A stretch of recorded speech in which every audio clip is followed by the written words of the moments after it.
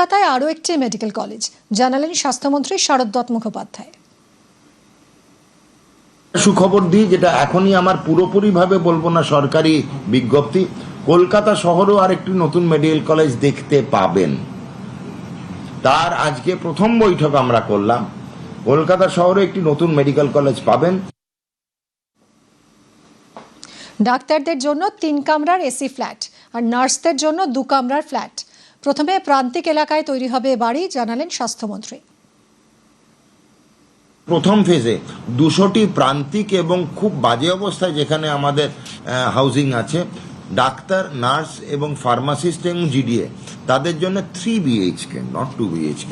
ডাক্তারদের জন্য 3 BHK শীতাতপ নিয়ন্ত্রিত, সিস্টারদের জন্য 2 BHK বড় 650 স্কোয়ার ফিট, 750 স্কোয়ার ফিট ডাক্তারদের জন্য, আর 550 স্কোয়ার ফিট হচ্ছে আমাদের গ্রুপ ডি এবং ফার্মাসিস্টদের জন্য। তো এটা অনুমোদন তো হয়েই গেছে।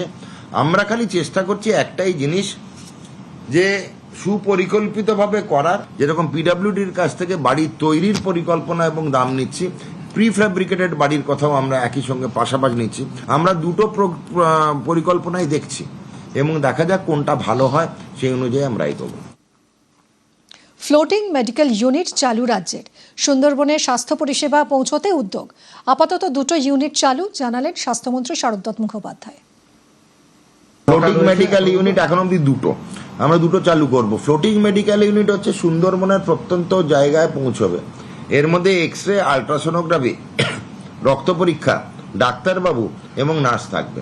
আর যেহেতু এটা ছোট জাহাজ, এর মধ্যে তো সবাই থাকা, রাত্রে যাপন করা একটু শক্ত, কেন অনেকগুলো স্টাফ থাকবে। তো আমরা এটা 9 to 5 অপারেট করে, 9 to 5 অপারেট করা বা 9 to 6 অপারেট করার পরে যদি ভাটা পড়ে যায়, তাহলে মেডিকেল ইউনিট তখন চালানো যাবে না। তখন কিন্তু তাকে ওইখানটা একটু দাঁড়িয়ে থাকতে হবে, কেন খাড়ি এরিয়া এগুলো অনেক জায়গায় আটকে যাবে জাহাজ আমাদের।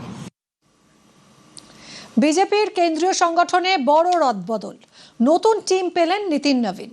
নীতিনের নতুন টিমে গুরুত্ব দেওয়া হয়েছে বাংলাকে। বাংলা থেকে জায়গা পেলেন মনোজ টিগ্গা এবং ডক্টর মধুচন্দা কর। বড় দায়িত্বে কামব্যাক স্মৃতি ইরানির।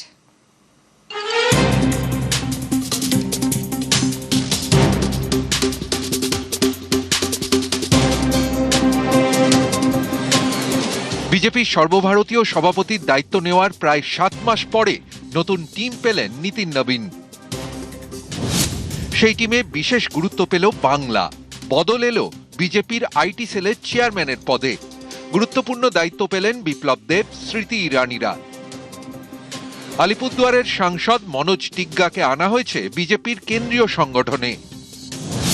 বঙ্গ বিজেপির আদিবাসী মুখ মনোজ টিগ্গা উত্তরবঙ্গের চা শ্রমিক মহলে বেশ জনপ্রিয়। 2বারের বিধায়ক, রাজ্য বিধানসভায় বিজেপির চিফ হুইপ ছিলেন। তাকেই এবার আনা হলো বিজেপির জাতীয় সম্পাদক পদে। নিশ্চিতভাবে এটা বড় দায়িত্ব। 1992, 93 সালে, 91 সালে আমি বুথ সভাপতি হিসাবে কাজ করেছি। রাহুল সিনহা যখন সভাপতি ছিলেন সে সময় সম্পাদক হিসাবে কাজ করার দায়িত্ব পেয়েছি। দিলীপ দা যখন সে সময় সম্পাদক হিসাবে কাজ করার সুযোগ পেয়েছি। ন্যাশনাল লেভেলে কাজ করার সুযোগ দিয়েছে দল। নিশ্চিতভাবে দল যেভাবে দিশা নির্দেশ দেবে, সেই দিশা নির্দেশ অনুযায়ী দলকে মজবুত করার জন্য যা করণীয় কাজ থাকবে সেই কাজ আমি করি। নীতিন নবীনের টিমে জায়গা পেয়েছেন চিকিৎসক মধুচন্দা কর। ক্যান্সারের চিকিৎসক মধুচন্দা দীর্ঘদিন বিজেপির চিকিৎসক সেলের দায়িত্ব সামলেছেন। দীর্ঘদিন ধরে বিজেপিতে সক্রিয়। তাকেই জাতীয় সহ সভাপতির দায়িত্ব দিয়েছে বিজেপি। দল তো আমাকে তো সুযোগ দিল এত বড় দায়িত্বে। আশা করি আমি খুব সুষ্ঠুভাবে নিষ্ঠা ভরে এই সুযোগ এবং দায়িত্ব পালন করতে পারবো। সংগঠনে কামব্যাক হয়েছে রাম মাধবের।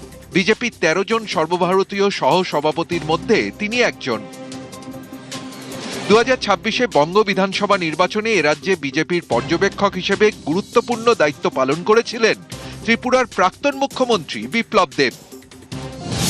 রাজ্যসভার সাংসদ বিপ্লবকে এবার আনা হয়েছে জাতীয় সাধারণ সম্পাদকের পদে। বাংলার প্রচারে ঝাঁপিয়েছিলেন প্রাক্তন কেন্দ্রীয় মন্ত্রী স্মৃতি ইরানিও। স্মৃতিকেও জাতীয় সাধারণ সম্পাদকের দায়িত্ব দেওয়া হয়েছে। জেনজির জামানার রাজনীতিতে সোশ্যাল মিডিয়ার গুরুত্ব অনেক। এই পরিস্থিতিতে রদবদল এসেছে বিজেপির আইটি সেলের ইনচার্জ পদে। 11 বছর দায়িত্বে ছিলেন অমিত মালব্য। তার জায়গায় আনা হলো ছত্তিশগড়ের দীপক মাস্কেকে। আম আদমি পার্টি ছেড়ে আসা সন্দীপ পাঠককে আনা হয়েছে বিজেপির জাতীয় সম্পাদক পদে। কংগ্রেস নেতা ও প্রাক্তন প্রতিরক্ষা মন্ত্রী একে অ্যান্টনির ছেলে অনিল অ্যান্টনিকে জাতীয় সম্পাদক করেছে বিজেপি। বড় দায়িত্ব পেয়েছেন পুরীর সাংসদ সম্বিত পাত্র।